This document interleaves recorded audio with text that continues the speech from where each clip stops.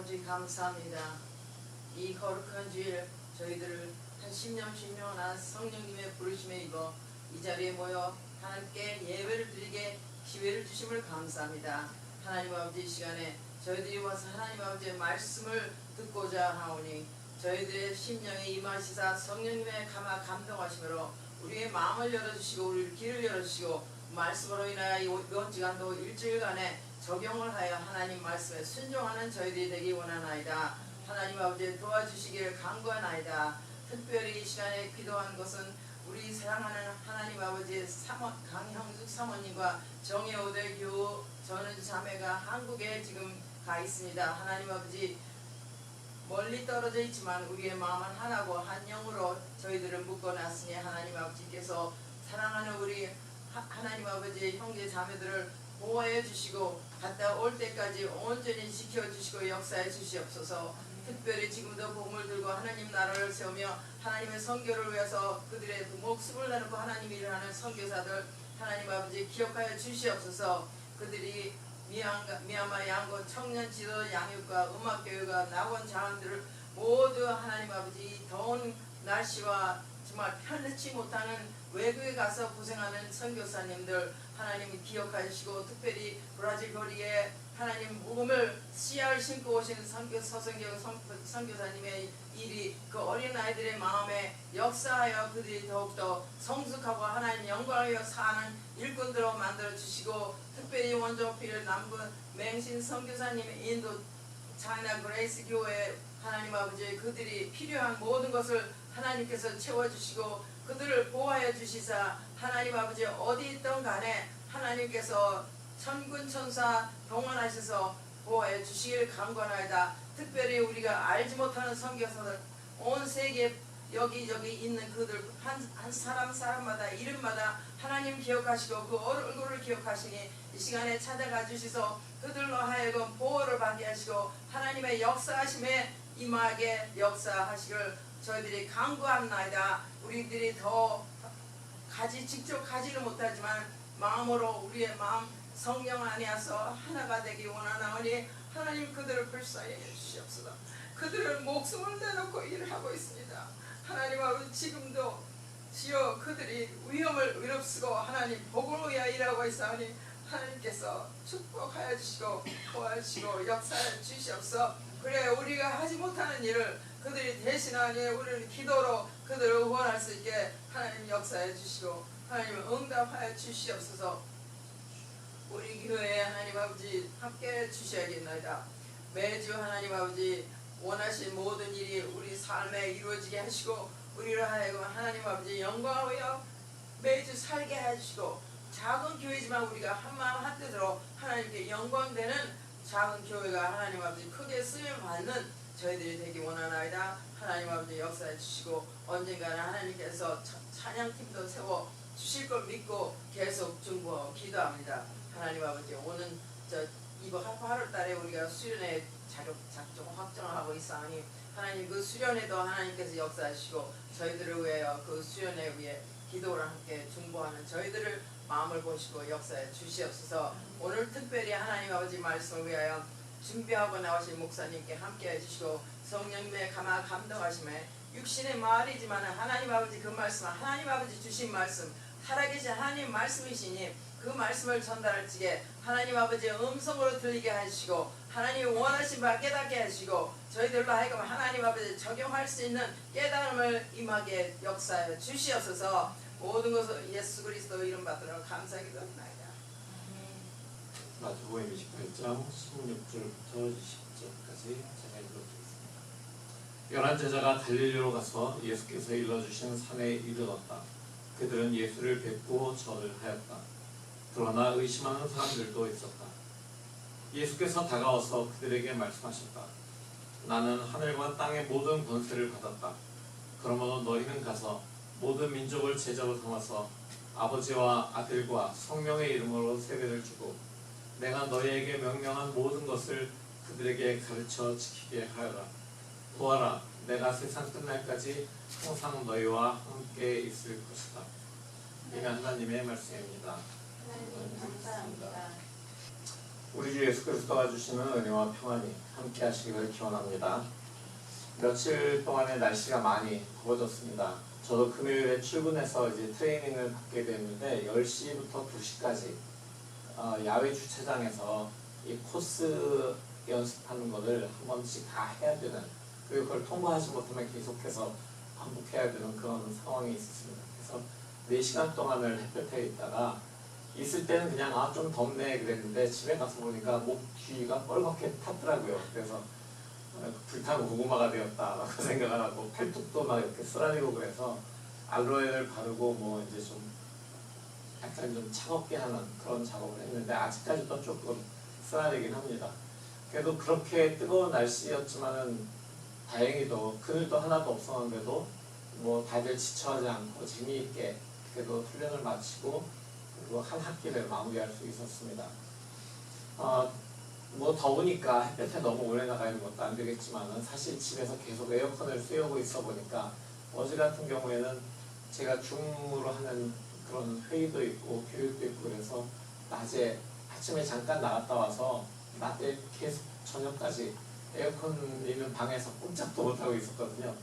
그랬는데 그러다 보니까 에어컨이 있는 게 이제 점점 싫어지더라고요. 그래서 이거 에어컨에 있는 것도 힘들다. 그래서 시간을 정해놓고 아예 50분마다 10분씩 나가서 잠깐 있다 오고 이렇게 하기도 했습니다.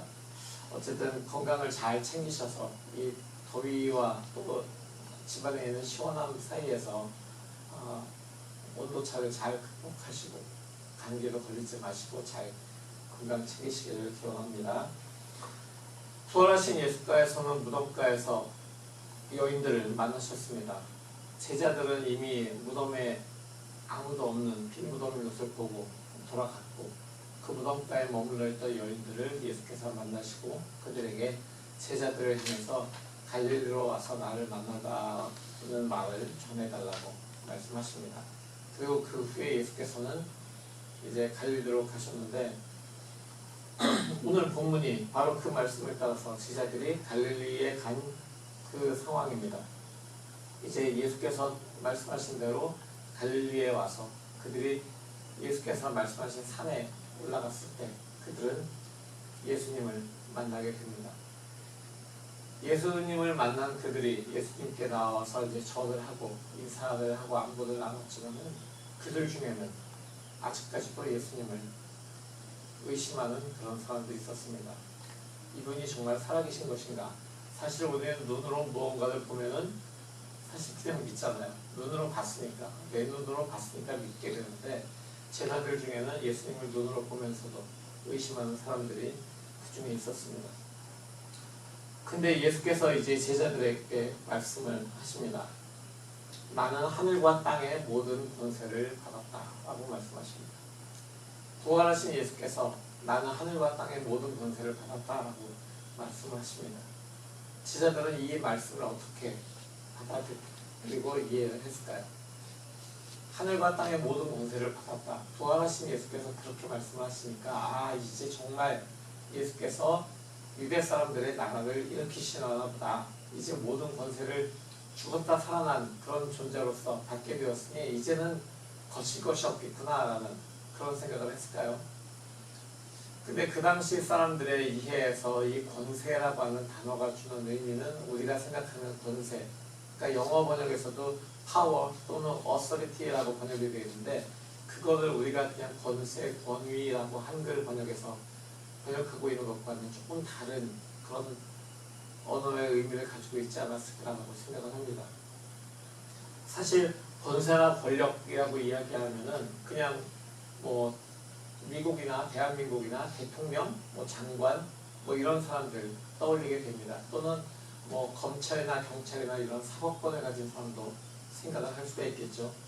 그래서 누군가를 강제하고 누군가를 의지대로 하지 못하게 이렇게 딱 붙들어 묶는 이런 것을 하는 걸 권세 또는 권위, 힘, 권력 이렇게 우리는 생각할 수도 있습니다.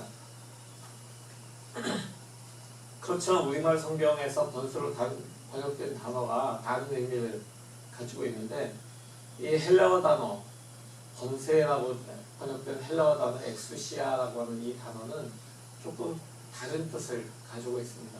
이 단어가 가지고 있는 뜻을 제가 살펴보니까 사전에 이렇게 되어 있어요. 선택할 수 있는 힘, 그리고 원하는 대로 할 수 있는 자유. 우리는 이 단어를 지금 뜻을 읽었을 때, 듣게 되었을 때 선택할 수 있는 힘, 원하는 대로 할 수 있는 자유라는 단어를 읽게 되었을 때 어디다가 이렇게 강조점을 두고 싶으세요?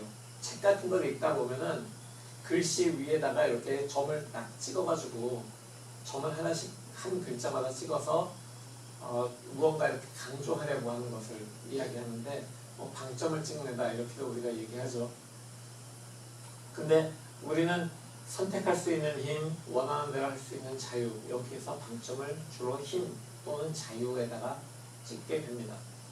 그렇지만 실제로 방점을 어디에다 찍었을까? 라고 하는 걸 생각해 볼 때 예수께서는 선택할 수 있는 그리고 원하는 대로 할 수 있는 여기다가 방점을 찍지 않으셨을까 생각을 해봅니다.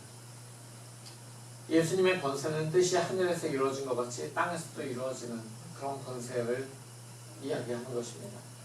내 이익을 위해서 남을 희생시키는 것이 아니라 다른 사람을 구원하기 위해서 나의 모든 것을 내려놓을 수 있는 그런 선택의 권세, 그걸 예수님께서는 사용하셨던 것이죠. 다른 이들을 위해 힘으로 군림하고 다른 이들을 힘으로 권력으로 지배하는 것이 아니라 모든 사람의 대속자가 되시기 위해서 자신의 제물로 바쳐지기를 택하는, 그렇게 선택하는 자유, 그렇게 선택하는 힘, 권세를 사용하셨던 것입니다. 힘으로 유대 백성의 나라를 세우는 것이 아니라 하나님 나라를 이 땅에 세우는 것, 그것이 바로 예수님께서 원하시는 권세의 사용법이었습니다. 그렇지만 그것을 권세라고 말씀하시는 그 까닭은 무엇일까요? 스스로 그런 삶을 선택했지만 스스로가 빈곤해지거나 비참해지지는 않았기 때문인 것입니다. 왜냐하면 자기가 선택한 거기 때문에 그 선택한 거에 일말의 후회도 없는 그런 선택을 하셨다는 것이 바로 예수께서 하늘과 땅의 모든 권세를 가졌다라고 말씀하신 것입니다. 그 다음에 예수께서 하신 말씀은 무엇입니까? 가서 모든 민족으로 제자를 삼으라라고 말씀을 하십니다. 그리고 그 제자를 삼는 것에 대해서 우리가 생각해 보면은 예수님께서 제자를 부르시는 것과 동일한 그런 방법을 우리는 생각할 수밖에 없습니다. 제자로 부름받는다라고 하는 것은 내가 무엇인가 나의 발판을 조금 더 높게 세우는 것이 아닌 것입니다. 예수께서 제자들을 부르실 때 그들이 어부였고 세리였고 또는 무언가 레지스탕스처럼 권력에 대해서 무력으로 좀 반항을 해보려고 하는, 투쟁하려고 하는 그런 투사들이기도 했지만 그들에게 자기들이 하는 것을 조금 더 잘할 수 있게 발판을 세워주는 그런 것은 아니었습니다. 예수께서는 그들을 사람을 낚는 어부가 되게 하시려고 부르셨습니다. 사람을 낚는다라고 하는 말은 무엇일까요? 사람을 낚는다라고 하는 것은 하나님의 나라로 사람들을 초대하는 그런 역할을 제자들에게 하게 하신 것입니다. 억압이 심하고 또는 궁핍함이 지속되고 그렇게 되면 사람은 내가 영적인 존재라고 하는 것을 잊어버리게 됩니다. 그리고 자신의 영적인 그런 힘들을 사용할 그런 방법이 없이 그저 날마다 영적이지 않은 일에 매달려 살게 됩니다. 그렇게 되면 그들의 삶은 더 이상 주님께서 허락하신 그런 삶이 아니라 지옥과 같은 그냥 무념무상 아무런 의미가 없는 그런 하루하루에 지나지 않습니다. 그러나 주님께서는 제자들을 부르시고 그들을 사람을 낚는 어부로 부르시고 하나님 나라로 사람들을 초대하는 일로 제자들을 부르셨습니다. 그렇다면 그런 제자들을 부르셨을 때 그들 삶에서 계속해서 이어져 왔던 그 이전의 삶에서 그들은 끊어지는 것이 바로 예수님의 부르심으로 제자 삼음으로 이루어진 일인 것입니다.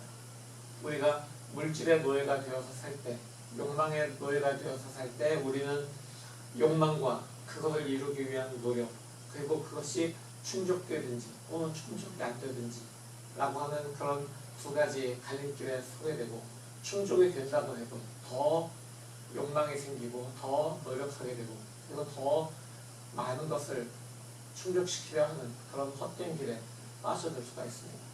반대로 충족이 되지 않는다고 해도 우리는 그 충족이 되지 않는 것으로 인한 좌절, 두려움, 거기에서 다시 욕망과 노력과 그리고 그것에 대한 좌절, 계속 그 길을 반복하게 됩니다.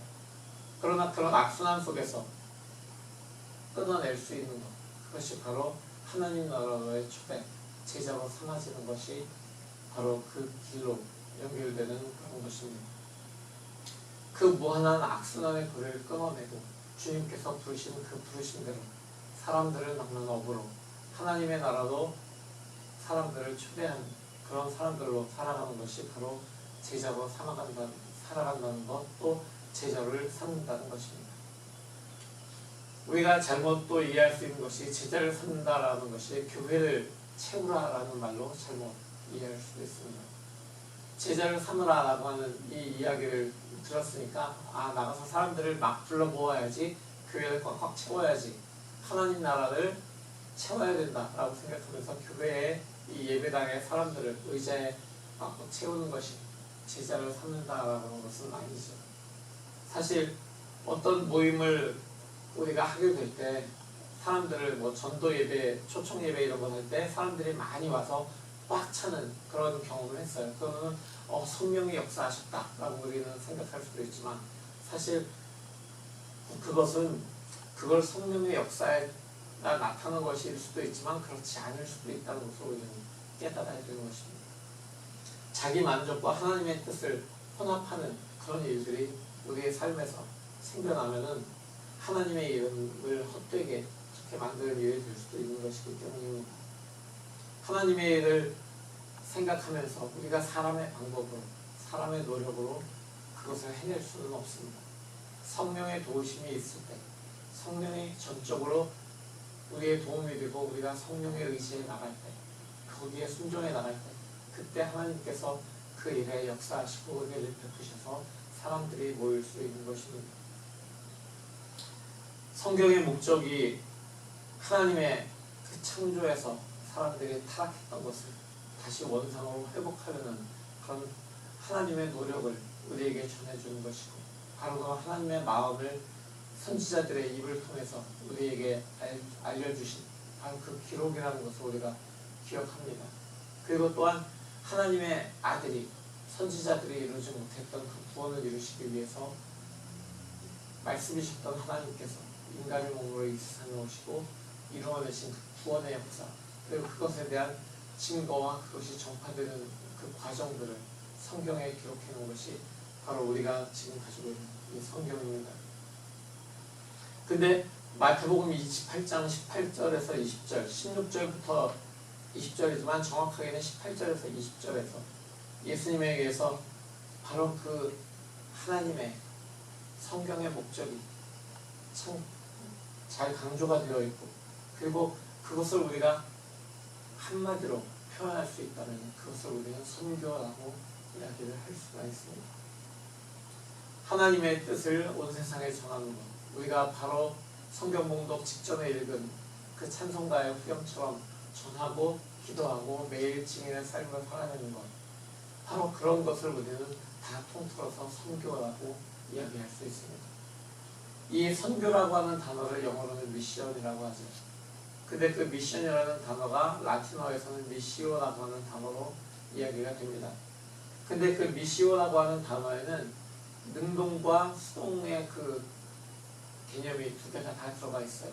그러니까 미시오라는 단어에는 보낸다 라고 하는, 내가 누군가를 보낸다라고 하는 뜻도 있지만 내가 보냄을 받는다라고 하는 뜻도 같이 들어있습니다. 그러니까 보내고 보냄을 받는다라는 두 가지 의미가 같이 미시오라고 하는 단어에 들어가 있는 거죠. 그래서 우리가 미션 또는 선교라고 하는 단어를 사용할 때에는 선교라는 단어를 떠올릴 때 누군가가 그 선교라는 일을 위해서, 선교를 위해서 보냄을 받는구나, 또 누군가는 보내는구나라는 그런 생각을 하게 됩니다. 하지만 선교는 누가 보내고 또 누가 보냄을 받고 라고 하는 이 개념이긴 하지만 그 개념보다 더 중요한 것이 있습니다. 이 선교라고 하는 것이 누구를 위한 선교이다라고 하는 것입니다. 선교사가 그 선교지에 있는 현지인들을 위한 그런 복음을 전하는 일을 하는데, 또는 파선교에 의해서 그 모든 일들이 후원이 되고 이루어지는데, 그런 것을 우리가 선교라고 생각을 하지만 사실 이 선교라고 하는 것의 주체는, 선교의 주체는 하나님이십니다. 성부 하나님께서 하나님의 복음을 전하기 위해서 성자 예수 그리스도를 이 세상에 파송하시고, 또 그 모든 파송하셔서 이루신 역사들이 계속해서 예수께서 십자가에 달리고 부활하시고 승천하신 이후에도 이루어질 수 있는 것은 성령 하나님의 역사인 것입니다. 그래서 삼위일체이신 성부, 성자, 성령 하나님께서 지금 하나님의 선교를 이루어가고 계신 것입니다. 그렇다면 무엇이 하나님의 선교의 그 참 모습일까요?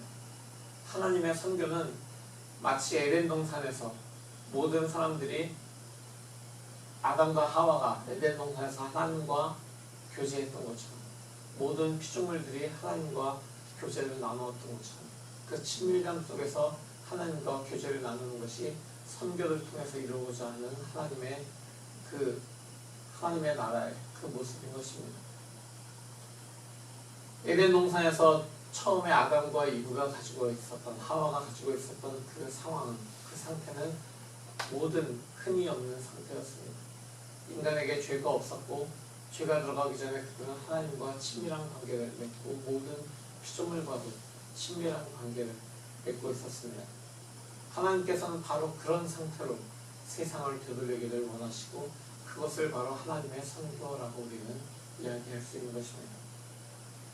그래서 인간의 그 모든 선택들이, 아까 말씀드린 것처럼 우리 자신에게 예수 그리스도께서 주신 그 권세, 선택할 수 있는 힘, 바로 그것을 사용하게 될 때, 그것을 하나님의 나라를 위해서 사용하게 될 때, 그래서 하나님의 그 나라가 이루어질 때 우리의 삶에서 선교가 이루어질 수 있는 것입니다.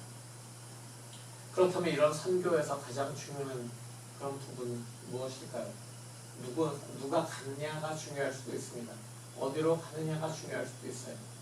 가서 무엇을 하느냐가 중요할 수도 있습니다. 하지만 선교에서 가장 중요한 부분은 하나님을 알아가고 하나님을 경외하는 것입니다. 선교를 한다고 했을 때 그저 열정을 가지고 현장에 뛰어나가고, 그 현장에서 사용될 수 있는 언어나 문화를 잘 습득해서, 그리고 그것을 잘 활용할 수 있는 여러 가지 현장에서 사용할 수 있는 문화적인 기술이나 또는 여러 가지 사람들에게 도움을 줄 수 있는 그런 지식을 가지고 현지에 나가는 것도 중요하지만, 사실 가장 중요한 것은 하나님을 알고 하나님을 경외하는 마음이 선교에서 가장 중요한 것입니다. 그 하나님을 알고 하나님을 경외하는 것, 바로 그것을 우리가 이야기할 때 경건을 통해서 그렇게 이어질 수 있다는 것을 지금 우리가 알아야 되는 것입니다. 하나님의 선교는 인간들에게 타락 이전에, 에덴 동산에서 타락 이전의 상태로 되돌리기 위한, 하나님과의 인간간에 가졌던, 또 인간과 피조세계가 가졌던 선한 관계로 되돌리는 것이 바로 하나님의 선교의 목적이라고 한다면, 그걸 위해서 우리는 구원받은 사람들로서 이 세상에서 하나님의 그 이름을 더 세상에 알리기 위해서 우리가 먼저 하나님을 잘 알고, 그 하나님의 성품을 이해하고, 하나님의 그 말씀을 이해하고, 그것을 우리가 순종함을 통해서 경건으로 나아가는 삶, 바로 그것이 하나님의 선교를 위해서 가장 필요한 중요한 부분입니다. 그래서 예수께서 말씀하신 것을 가르치고 지키도록 해야 되는 것입니다.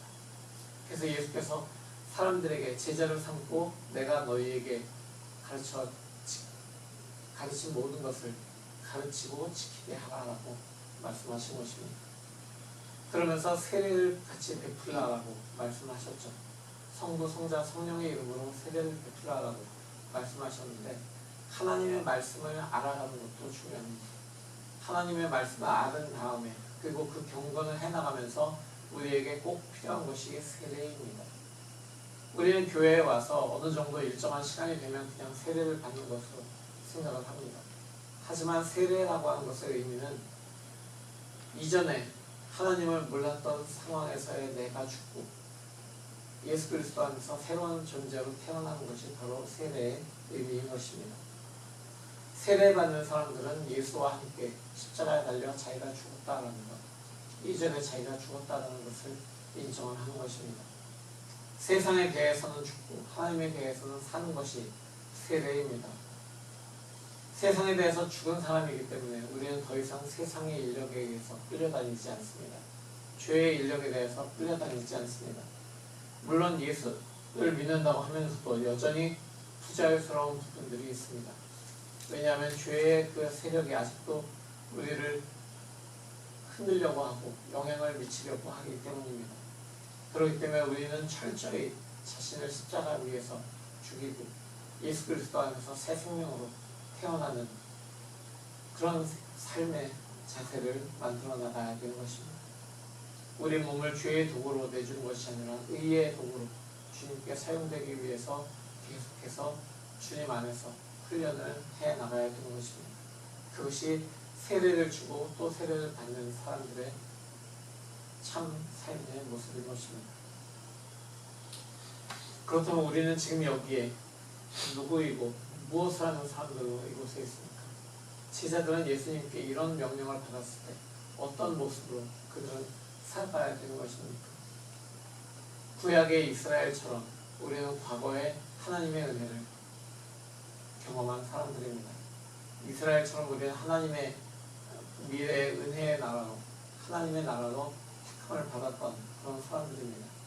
그렇지만 우리가 하나님을 벗어나려고 했을 때, 우리가 하나님으로부터 멀어졌을 때, 그때 우리를 계속해서 회복시키려는 하나님의 음성을 통해서 우리는 하나님께로 돌아가게 되었습니다.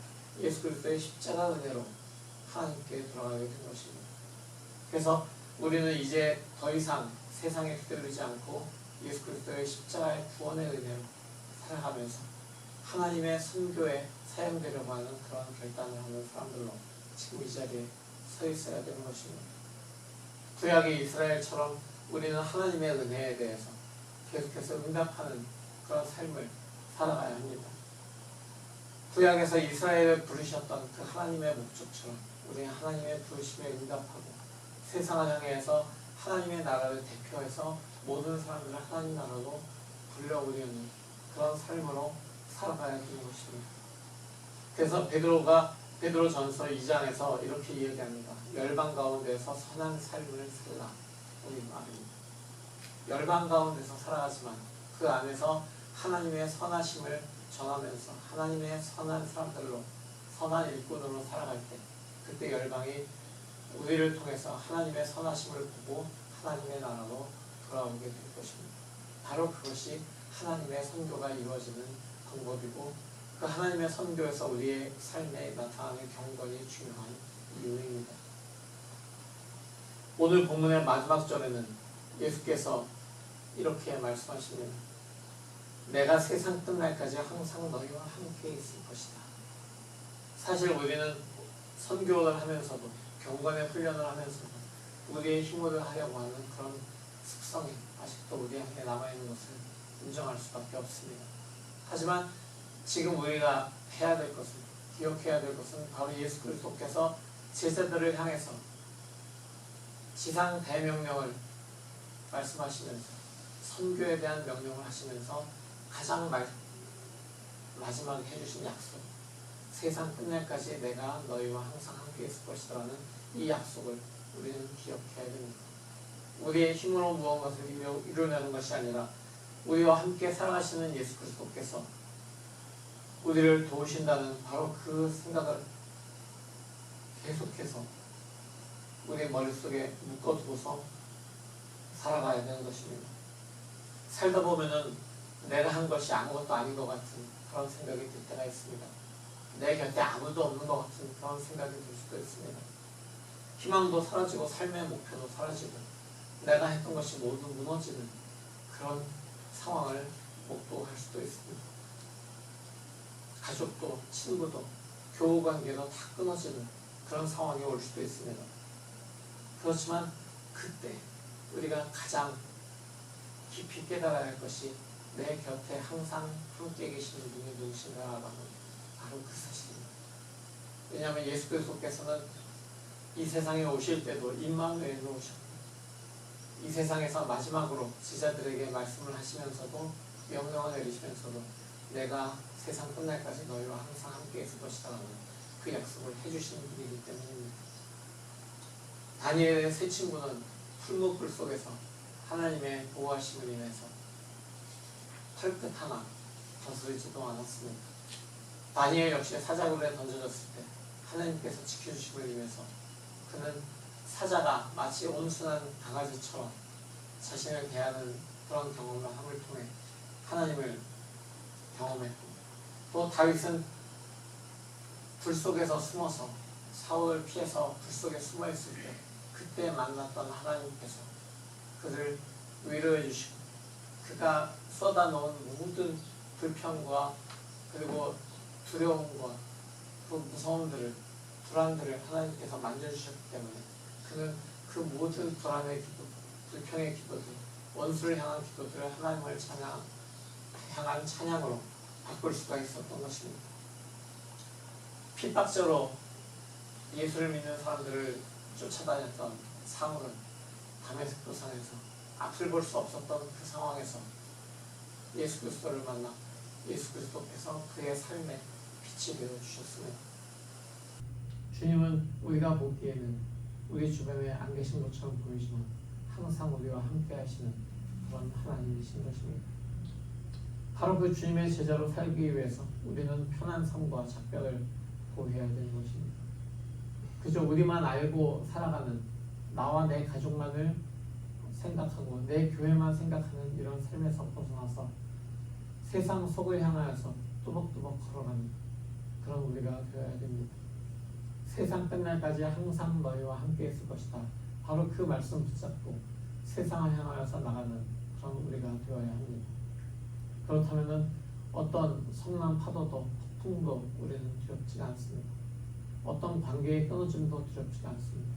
사람이 내 곁에 아무도 남아있지 않은 것 같아도 주님께서 함께 하시기 때문에 그 주님이 나를 도우시기 때문에 하나님의 나라로 내가 사람들을 불러올 수 있고 바로 그 하나님 나라로 내가 함께 내가 부르는 사람들과 걸어 들어갈 수 있는 것입니다. 그러기 위해서 우리는 주님의 은혜의 보좌로 계속 나아가는 것이 필요합니다. 우리의 힘을 의지하는 것이 아니라 예수 그리스도의 은혜의 보좌로 하나님께서 계신 성소로 지성소로 계속해서 나아가는 그런 우리가 되어야 합니다. 그저 이방인의 뜰에 또는 여인과 아이들의 뜻에 오는 것이 아니라 계속해서 성전 뜰에서 지성소로 들어가는 연습, 바로 경건의 훈련들을 계속해 나가야 되는 것입니다. 그것은 그저 머릿속에서 행해지는 관념의 훈련이 아니라 우리의 온 삶을 통해서 해야 되는 삶의 훈련인 것입니다. 우리가 하는 이 싸움은 예수 그리스도께서 이미 이기신 그 싸움입니다. 그 싸움에서 우리는 예수 그리스도의 의의 병기로 사용되어야 합니다. 계속해서 아직도 남아있는 그런 죄의 관성에서 사람들을 벗어나게 하기 위해서 의의 병기로, 의의 도구로 살아가야 됩니다. 바로 그것이 우리에게 주신 주님의 명령이고 주님의 함께 하신다는 약속인 것입니다. 바로 우리에게 주신 그 모든 것, 우리에게 주신 명령과 우리에게 주신 그 약속을 우리가 붙잡고 나아가는 주님의 제자들이 되어야 되겠습니다. 이 싱그러운 여름날입니다. 나뭇잎은 이제 완전한 초록으로 물들어가고 있습니다. 언제나 우리와 함께 하신 예수 그리스도의 영에 붙들려서 하나님 나라를 이 땅 위에 이루어내는 그렇게 살아가는 우리 모두가 되기를 살아계신 예수 그리스도의 이름으로 축원합니다. 오늘 이 말씀을 가지고 우리는 이렇게 기도하기 원합니다. 임마누엘이신 하나님께서 우리에게 주신 그 명령, 예수 그리스도께서 우리에게 주신 그 명령, 세상을 향한 하나님의 선교에 참여하기 위한 그 명령을 우리가 이루어내겠습니다. 주님 우리에게 주신 그 권력을 선택할 수 있는 권력을 우리가 사용하여 주님의 선교에 사용되는 사람들로 살아가겠습니다. 이렇게 함께 기도하며 나가겠습니다. 자기 목소리가 들릴 정도로 기도하며 나가겠습니다. 다 같이 기도합니다. 전능하신 아버지, 우리에게 귀한 주님의 사명을 들려주시기 위해서 감사드립니다. 주님, 우리에게 주신 그 주님의 사명이 얼마나 귀한 것인지 정말 예수 그리스도께서 우리에게 말씀하신 그 모든 것을 기억해서 그것을 가르치고 지키게 하고 모든 사람들 주님의 성부, 성자, 성령의 세례를 주고 그 주님의 나라를 이끄는 그 모든 일들을 우리가 감당할 수 있도록 주님과 함께하여 주시옵소서. 무엇보다 우리의 삶이 주님의 그 거룩하신 그 모습을 닮아갈 수 있도록 인도하여 주시옵소서. 우리에게 주신 주님의 그 거룩하심을 살아갈 수 있도록 우리 삶을 경건으로 살면서 나갈 수 있도록 우리에게 담대함으로 용기로 선택할 수 있도록 모든 순간에 주님이 주신 그 선택의 권력을 사용해서 주님을 기쁘시게 하는 그런 선택을 나가는 우리가 되고 주님의 마음을 시원케 하는 그런 우리가 될 수 있도록 주님께서 주신 귀한 말씀에 한 문장 한 문장을 새기면서 우리 삶에 적용해 나갈 때 바로 그 적용을 통해서 우리의 삶이 변화되고 우리의 삶에 어떤 주님을 알아가고 주님을 닮아가는 그런 귀한 삶을 될 수 있습니다. 주님, 우리가 주님을 닮아가는 삶을 닮아가는 그런 주님의 제자들로서 우리가 주님의 그 이름으로 세례를 받은 사람으로서 정말 과거의 모든 것을 떠나며 이제 오로지 주님 한 분만 이끌면서 주님의 성령만 이끌면서 그런 사람으로 계속해서 날마다 주님의 말씀을 전하면서 기도하며 매일 주님의 증인으로 살아가면서 주님 은혜 주시옵소서. 그렇게 주님께서 우리를 함께 하시는 그 이방의 식을 우리가 기억하면서 흔들리지 않게 또 흔들릴수록 점점 주변이 아니라 주방으로 주님 계신 중심으로 살아갈 수 있는 지성으로 나갈 수 있는 은혜 부어주시옵소서. 그 하나님의 선교를 이루어나가는 우리가 될 수 있도록 주시옵소서. 선교에 합당한 주님의 제자의 삶을 증인의 삶을 살아갈 수 있도록 은혜 부어주시옵소서. 언제나 우리와 함께 하시는 주님의 이름을 찬양합니다. 삼위일체 주일을 맞이해서 성부, 성자, 성령 하나님께서 언제나 우리와 함께 하심을 우리가 기억하면서 하나님의 그 선교를 이루어내는 그런 귀한 주님의 도구로 살아갈 수 있도록 우리의 경건을 삶에서 이뤄낼 수 있도록 주님 우리에게 은혜를 베풀어 주시옵소서.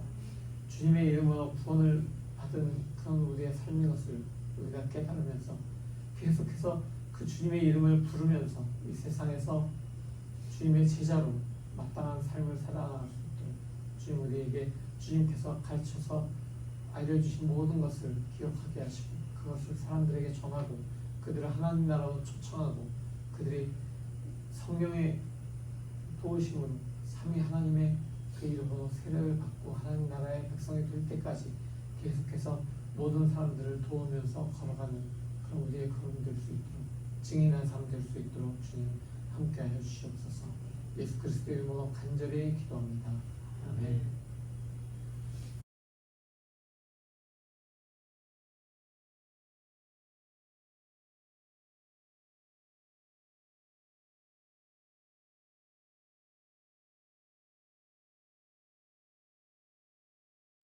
사랑하는 성도 여러분, 우리 주 예수 그리스도께서 우리에게 주신 사명이 온 세상에 복음을 전하는 것임을 기억하고 언제 어디서나 삶으로 복음 전하는 그리스도인이 되십시오. 아멘. 우리에게 주신 사명을 깨달았으니 이제 온 세상을 위하여 살겠습니다. 이웃의 세상에 복음을 전하여 살겠습니다. 이걸로 하나님 나라를 이루겠습니다. 주여 우리를 도우소서.